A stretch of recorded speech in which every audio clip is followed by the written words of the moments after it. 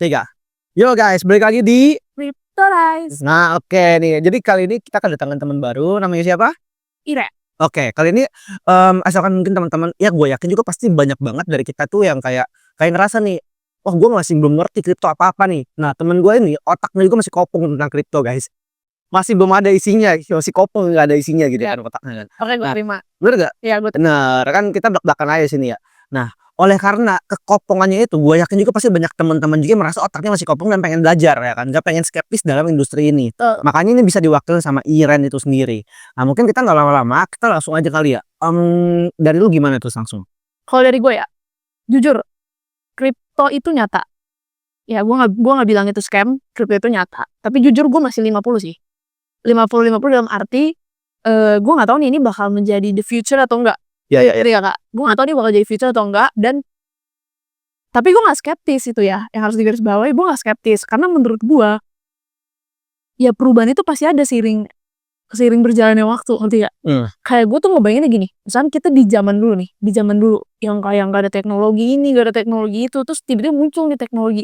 Pasti kan orang-orang awal juga kayak nggak bisa nih, ya nggak bisa, dia nggak mungkin gitu. Scam macam apa ya dia? Nah itu, maka dari itu gue kayak pengen belajar nih, apakah memang ada masa depan nih di kripto. Kayak gue ke lu kak, gue pengen nanya dah. Jadi kita mulai dengan pertanyaan kali ya. Iya, kita langsung aja mulai dengan pertanyaan. Kan gue udah tahu ya kripto itu kan mata uang digital. Ibarat kayak OVO, kayak Dana gitu ya. Iya. Kenapa lu yakin sama kripto? Gini loh. Sebenarnya kenapa gue yakin sama kripto? Sebenarnya keindahan menurut gue secara pribadi ya. Kenapa gue yakin sama kripto itu sendiri?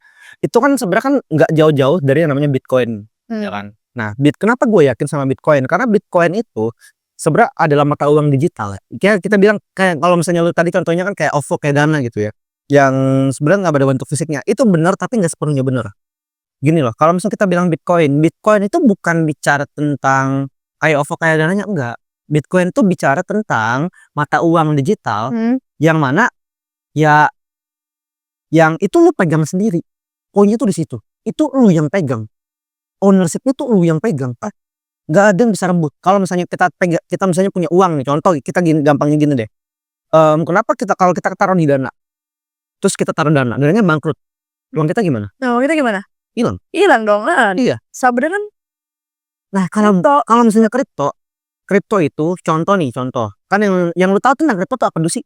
Kalau yang gue tahu ya, ini gue masih minim banget ya. Yang gue tahu tuh kripto itu mata uang digital lah. Ya. Ibaratnya kayak Dana, kayak OVO, tapi nanti dalam kripto tuh ada banyak koin ya. Bahasanya koin ya. Iya. Kayak Bitcoin. Iya. Solana. Ya. Nah, ya nanti ya lu mau taruh duit lu dan kayak lebih ke lu taruh duit lu nih di situ. Itu mungkin bisa berkembang 5 atau 10 tahun yang akan datang. Oke. Udah, that's it. Gue cuma tahu itu. Oke, mungkin gini kali ya. Kalau misalnya kita bilang kripto itu kan sebenarnya ada 2 jenis nih. Yang pertama itu adalah Bitcoin dan yang kedua itu adalah altcoin. Nah, kalau namanya kita pasti paham dulu Bitcoin itu apa sebelum kita lanjut ke ngebahas yang tadi. Bitcoin itu sebenarnya adalah kripto, sebenarnya bukan pertambangan sih, tapi kripto yang paling sederhananya ya sebagai ya bisa dibilang pertama deh, yang pertama, tapi benar-benar dia real dijalankan secara bersama-sama, secara konsensus, secara bersama-sama. Jadi ibarat kalau misalnya kenapa banyak orang tuh bilang Bitcoin itu sebenarnya kalau misalnya kita sebut kayak aset digital. Aset digital. Kenapa maksudnya aset kenapa? Itu pertanyaan gini. Itu kayak properti.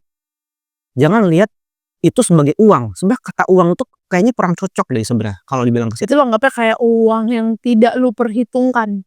Gitu maksud tuh. Yang kalau itu ada nggak apa-apa, kalau itu nggak ada nggak apa-apa. Bukan gitu gini.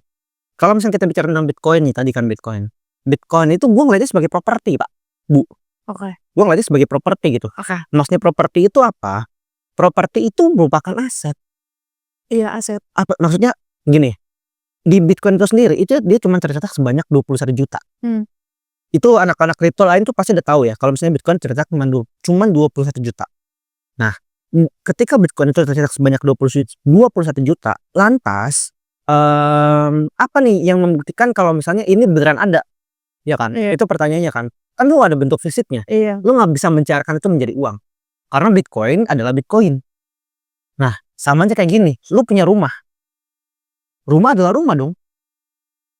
Ini rumah satu petak, misalnya lu punya, emang lu bisa mencairkan dari Bitcoin gitu kan? Bitcoin adalah satu Bitcoin. Dia terbatas jumlahnya cuma 21 juta. Oke. Nanti dari keterbatasannya itu ada yang pengen beli, ada yang pengen jual. Karena dia cuma terbatas nih. Semua orang tuh pasti mencari yang namanya aset yang langka. Dan aset yang langka. Kenapa kalau kita lihat ya aset kayak rumah itu makin lama makin mahal. Karena rumah itu terbatas, langka. Termasuk Bitcoin. Kayak misalnya nih, Cuma ada 21 juta. iya, kita cari emas. Kenapa emas nilainya terus naik? Ya karena emas langka, susah dicari, Pak. Oke. Tambang. Oke, misalkan Bitcoin itu udah mencapai maksimal di 21 juta. Terus apa yang akan terjadi? Nah, jika itu udah sebenarnya ini panjang sih kalau ini cukup teknis ya. Tapi pendapat gue secara pribadi ya, itu bakal tetap udah nyampe segitu 21 juta.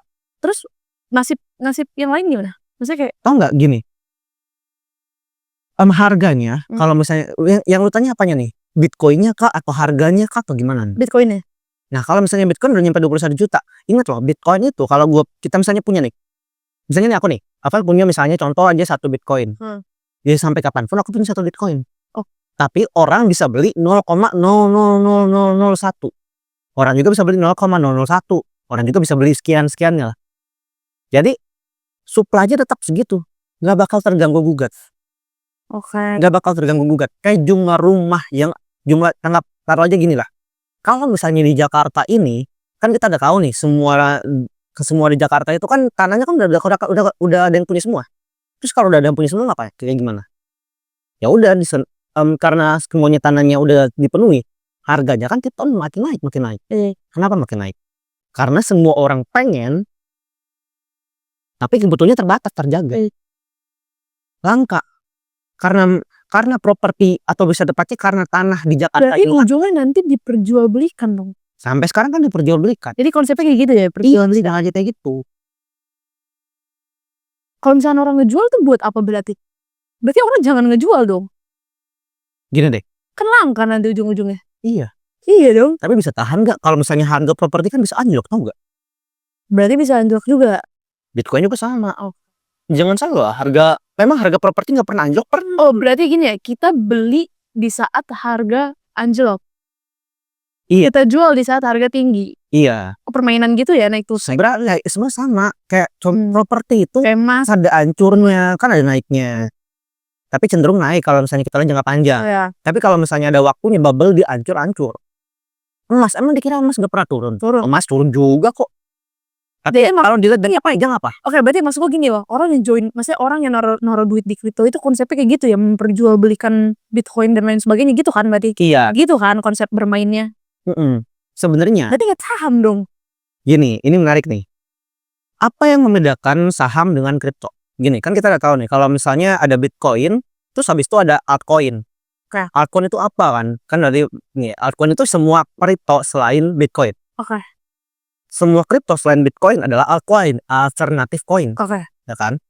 Nah, contohnya ada apa? Ada Solana, ada Ethereum, apalagi coba tahu apa? ETH, gue tau ETH, karena gue taruh di ETH. Wis, mantap nih. Apalagi? Abis itu ada apalagi ya? Apalagi ya? Bitcoin, Solana. Oke, Ethereum, apalagi? Ethereum. BNB. BNB, XRP. Ya, betul. Ya, dan segala macamnya. Tahu nggak itu perusahaan?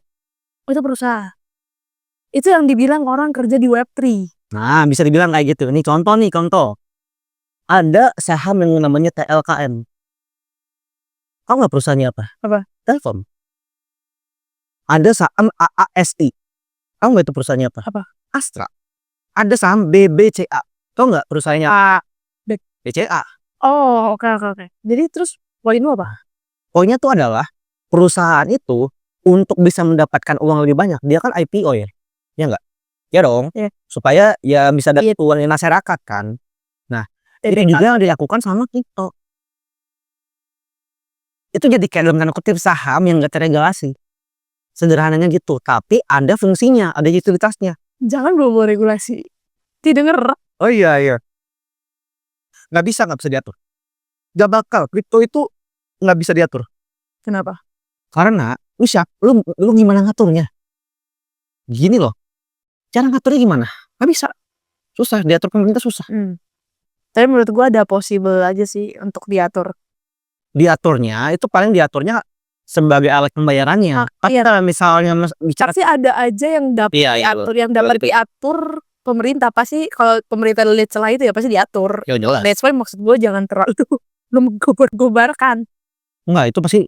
Tapi justru semakin diatur sama pemerintah, semakin disokong sama pemerintah ya, justru semakin bagus. Karena orang yang punya duit, orang yang punya kapital, mereka pengen invest gak? Iya.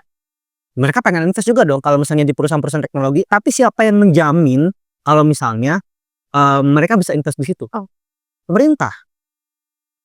Oke. Jadi kalau misalnya dibilang deregulasi bagus. Kalau supaya apa? Supaya orang-orang yang beneran punya duit berani nembak di situ. Oke, my next question itu, jadi apa yang harus gue lakukan ketika gue mau join crypto itu? Apa yang mesti dilakukan buat yang pertama kali orang kayak gue harus lakukan ketika gue akhirnya memilih untuk gue trust crypto, apa yang harus gue lakukan? What should I do? Jadi gini lah, banyak orang kayak bilang kripto ya kan, kripti ya. Tapi sebenarnya kripto itu apa? Kita mau terjun sebagai apa? Mau lihat itu sebagai bagian investmentnya kah? Mau invest di sini atau ini ngomongnya sebagai itu pekerjaannya? maksud gue ini. Di sini mau pengen sebagai investornya, ini maksud gue dan tradernya. Nah, kan mau pengen masuk kemananya gitu. Nah ini maksud gue nih, buat orang-orang yang gak ngerti, ini nih maksud gue. Pengen join crypto, lu join mau cok, gitu loh. Lu mau jadi tender, ngaruh duitnya, atau lu mau kerja di sini? Lu mau kerja di perusahaan kripto, ya kan? Atau lu mau apa lagi? Bisa apa lagi? Ya apa? Udah coba duit itu doang ya? Iya Pak, kalau nggak join komunitas atau apa maksudnya? Iya apa nih? Itu tuh jawabannya tuh. Yang karena kayak orang masih awam gitu. Lu ngomongin teknologinya kah? Atau lu pengen apa gitu loh? Gue pengen join kripto. Kalau nggak ngomong programmer berarti dia ngapain? Ya dia pengen terjun ke industrinya dong, pengen jadi codingnya dong. Berarti kalau lu mau join kripto, berarti menurut gue ada dua nih ya. Yang pertama lu pengen naruh duitnya atau lu mau invest di situ ya kan? Atau yang kedua lu mau kerja di bidang itu. Nah, gue ngeliat dua-duanya mungkin punya kemungkinan lu bisa, ngerti gak? Ya. Bisa kan? Bisa dong? Bisa, pasti dong. Nah, sebenarnya gue lebih kayak pengen ngomongin buat orang-orang yang ngerasa hopeless gitu, fresh graduate dan lu hopeless, lu gak dapet kerjaan, apalagi sekarang PHK banyak banget. Ya, boleh gak sih kita ngomongin itu? Gak boleh? Boleh. Oh boleh. Kayak gue ngeliat mungkin ada masa depan gitu di kripto, karena teman gue sendiri, ini bukti nyata ya, teman gue melihat sendiri dia tuh dari lu kerja apa kak? Sales ah. Lu men lu kalau sales lu jual robot ya kak, lu jual robot dan gaji lu tuh UMR ya kak? Iya. UMR pas di bawah ya maksudnya? Iya. Ada lah. Ya, gue gak boleh seperti itu. Ya nggak masalah kamera. Lanjut. Ya, intinya kayak udah gak ada masa depan lah. Kayak Hanuel ini kayak udah gak ada masa depan deh. Tapi dia ngeliat peluang ya, lu ngeliat peluang sih. Gue salut siapa lu liat peluang. Terus? Ya jadi kayak kalau misalkan sebagai seorang fresh graduate, terus dia kayak pengen kerja nih di bidang kripto, apa yang harus dia lakukan? Tergantung lu masuk apa dulu. Kalau yang ngomong ini kan kebanyakan kan orang, ya pasti ada, kita mesti tahu nih di kripto tuh ada dua bidang tuh, ada yang bagian teknis, ada bagian non teknis. Kalau bagian teknis tuh ngapain ya? Lu jadi BD-nya, lu jadi apa?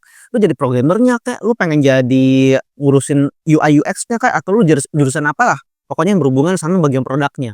Terus lamarnya di mana? Lu kasih tau juga kak, biar mereka. Oke, gini ya, mungkin gue mesti jabarin ini dulu deh. Jadi kripto itu ada yang ngurusin produk, lebih tepatnya produk aja deh. Ada yang ngurusin produk, ada yang ngurusin marketing. Dimanapun perusahaan startup, ini gue nggak cuma bilang kripto ya, di sebuah perusahaan startup biasanya paling dibutuhin cuma ada dua ini nih. Yang pertama itu produk, yang kedua itu marketing. Kalau bicara tentang finance, HR itu biasanya ngurusin tuh ownernya sendiri. Nah, karena itu kan udah masalah ini kan, masalah hire segala macam tuh biasa foundernya sendiri yang kadang-kadang tuh terjun turun tangannya. Nah, biasa tuh yang dibutuhin tuh apa? Orang produk sama orang marketing. Kalau produk ya berarti lu bikin produk tuh, tergantung di kripto itu butuhnya apa. Entar misalnya contohnya lu bikin exchange, atau mungkin lu bikin yang kayak ya project apa lah yang mungkin lu pasti paham lah, entah yang ada airdropnya atau segala macamnya. Kemudian abis itu ada orang marketing. Kalau misalnya di orang marketing itu apa ya? Contohnya ada business development. Kemudian ada juga itu business development itu yang kayak ngembangin gimana bisnis itu berkembang. Iya. Kayak dealing segala macam ya kan, namanya juga business development. Kemudian ada juga yang ngurusin kayak social media spesialis. Yep. Kemudian ada juga yang ngurusin community manager, yang ngurusin komunitas. Terus ada juga yang kayak ngurusin search engine optimizing. ada banyak banget jalan-jalannya untuk bisa masuk ke sini sebenarnya. Lu pengen jadi orang produk atau lu jadi Iya. orang bukan produk? Lebih lu kasih tahu mereka lebih ke teknis, dalam arti kalau misalnya gue nih kan gue tuh kerja di perusahaan nih, gue kerja di perusahaan, gue sebagai legal. Tahapannya adalah ya gue lamar aja di Jobstreet kayak di LinkedIn kayak, nah ini tuh lamarnya di mana gitu. Gini, let me be honest, lu nggak butuh sama sekali ijazah untuk ke sini. Tapi yang lu butuhin itu satu, portofolio lu gimana, Bos. Lu mesti cetak portofolio. Yang paling dilihat di industri itu portofolio lu seberapa banyak sih? Portofolio itu dalam arti apa? Dalam arti Kalau misalnya pengen jadi orang produk, ya portofolio sebagai produknya. Misalnya contoh di produk itu juga bagian UI UX-nya. Yang UI UX itu gimana? Mana yang udah pernah lu bikin proyek-proyeknya? Kalau misalnya kita pengen bikin smart contract, mana smart contract-nya? Mana proyek-proyek sebelumnya udah lu pernah bikin? Tapi berarti portofolio mereka nggak harus yang berkaitan sama Web3 dan lain sebagainya kan. Maksud gue kayak misalnya dia punya pengalaman apa tadi lu bilang yang produk business development. Iya. Dia bisa punya pengalaman itu tapi bukan mengembangkan bisnis kripto, ya nggak apa-apa dong. Nggak Apa-apa. susah. Nggak bisa, susah. Susah. Jadi lu harus yang relate gitu. Oh ya, mesti relate ke kripto. Karena yang ngerti kripto, karena gini, Ya terus mereka mau ini loh, cuy. ada orang produk, ada orang marketing. Kalau orang produk ya dijelas produknya gimana. Tapi kalau orang marketing, langkah pertama adalah apa? Ya lu jadi orang marketing itu sendiri. Lu nge-marketing kan diri lu sendiri. Tapi mesti related to crypto. Entah lu ngebahas apa, lu ngebahas airdrop kayak, lu pengen ngebahas trading kayak, lu pengen ngebahas tentang project kayak, lu pengen jadi apa kayak. Itu dulu sebenarnya. Lu mesti ngumpulin. Kalau misalnya tergantung langkah, kalau misalnya lu pengen jadi seorang content creator ibaratnya ya, atau mungkin pengen jadi masuk ke dalam industri di bagian marketingnya, lu harus tunjukin lu skillnya apa. Lu pengen jadi social media spesialis, ya udah sosial media apa yang udah lu pegang, sama itu kalau bisa berhubungan sama kripto. Terus cara ngelamar kerja gimana? Nah contoh nih, portofolionya udah banyak, ceprot banyak ya kan. Kita udah punya lah portofolio segudang gitu. Lamar kerjanya kayak lamar kerja biasa sebenarnya. Di Tapi Jobstreet ada, enggak Jobstreet enggak ada. Adanya paling di LinkedIn, kalau enggak ya ada juga di Crypto Job List, tapi kalau kayak gitu-gitu tuh yang salary-nya emang udah ribuan dolar. Jadi susah. Cara dari gue secara pribadi, lu datang event, Pak. datang Karena nih. ketika kita ketemu di event, biasanya orang-orang di event itu banyak orang pengen bikin project. Apalagi event-event gede ya, banyak orang yang datang ke event kayak ya itu adalah project leader itu sendiri. Event-event yang gede itu yang datang ya project leader itu sendiri. Mereka pengen ngebuat suatu project, mereka pengen ngebuat suatu produk yang diharapannya ini bisa berfungsi buat masyarakat. Nah, biasanya tuh mereka nyari tim di mana? Di mana? Ya di situ. Event itu ya. Jadi Mereka susah kalau misalnya mereka nyari LinkedIn, gak bakal nemu, Pak, susah. Jadi buat lu yang mau kerja di industri kripto ya, Iya. kripto ya, bener ya, industri ini. industri kripto, lu harus join event. Dan event tuh banyak banget ya, lu bisa mendapatkan informasi itu dari berbagai sosial media, ya kan, dari berbagai platform lu udah bisa mendapatkan info itu. Iya. Tapi yang paling penting gini, sebelum kita bisa networking sama orang, kita mesti tahu kita siapa. Yes. Lu nih contoh nih. Kalau kita cuma pengen ngomong, gue Noel. Ya anyone will forget you lah. Dan mereka juga gak akan tahu lu tuh siapa gitu. Kontribusi lu apa? Project yang udah lu buat tuh apa? Hasil yang udah lu buat tuh apa? Tapi kalau misalnya gini, yo bro, halo gue Noel. Di sini gue juga content creator loh. Gue punya berapa ribu followers loh. Gue juga kalau di Twitter yang namanya ini, lu pernah denger? Personal branding itu penting. Jelas. Personal branding itu Penting. Dimanapun, apalagi di kripto. Oh, iya. Kripto itu adalah industri teknologi, Pak. Teknologi plus finance itu kripto. Nah, orang-orang yang berada dalam industri teknologi khususnya ya, itu yang paling dibutuhin itu adalah ya pengertian lo tentang kripto itu sendiri. Yeah. Dari mana orang tahu lo ngerti kripto? Kalau misalnya ya lo nggak ngerti kripto. Dari mana orang tahu lo kalau misalnya lo ngerti kripto? Kalau misalnya lo nggak menunjukkan kalau lo ngerti kripto. Gimana cara nunjukinnya? Benar. Gimana cara nunjukinnya? Cara menunjukkan lalu dengan meningkatkan personal branding lu. Dengan lu ngonten. Yes. Nangkep gak? Gue tuh mau ngarahin personal branding konten ya kan. Dia tuh selalu ngarahin dengan konten. Dia tuh sudah konten mulu. Karena kayak sekarang kita ngomongin konten. Gas. Timothy itu berawal dari konten, bener gak? Betul. Bener gak sih? Iya. Bener kan dia? Ya, sebagai pengikut dari TikTok ya, gue bisa bilang iya. Karena kapitalnya lumayan cukup tinggi di situ. Teknik marketingnya anjir lah kata gue. Jago banget cuy dia marketingnya. Oh jelas, jago banget. Iya jago banget. Kayak kok lu bisa anjir kepikiran teknik marketing itu. Dia tuh saking dia apa marketing gue tuh sampai nggak bisa bedain mana dia lagi serius, mana dia lagi marketing. Bisa aja dia udah kecemplung terus dia bilang oh itu marketing. Ya enggak? Iya bener, tapi emang gitu Cok. Iya kan? Bisa jadi udah kecemplung nih, dia mungkin melakukan mistake terus ya itu marketing. Kayak misalnya Heidi Lau, itu marketing. Enggak itu beneran. Itu beneran. Itu beneran. Ya mas gue itu, gue kasih gambaran kalau gue tuh nggak tahu Iya. dia mana dia marketing, mana dia beneran kayak gitu, gue nggak tahu. Mana emang nyatanya? Mana nyata Iya itu. tapi emang sejago itu sih gila. Itu jenis-jenis. Tapi dia pinter sih, mas. Maksud gue kayak berarti waktu zaman dia masuk atau join kripto tuh atau ngomongin kripto itu lebih orang-orang lebih nggak tahu lagi kripto itu apaan. Iya dong. Iya. Kalau si Indra Kents itu kripto juga sih? Enggak itu trading option Pak. Itu Oh beda ya? Itu beda. Aduh ribet. Beda. Udah? Nah paling kayak dari kita kayak gitu aja ya kali ya. Iya. Nanti next kita ngobrol-ngobrol lagi. Kita bakal ngobrol lagi ngomongin soal kripto dan ngomongin yang lain. Mantap. Bye. Dadah.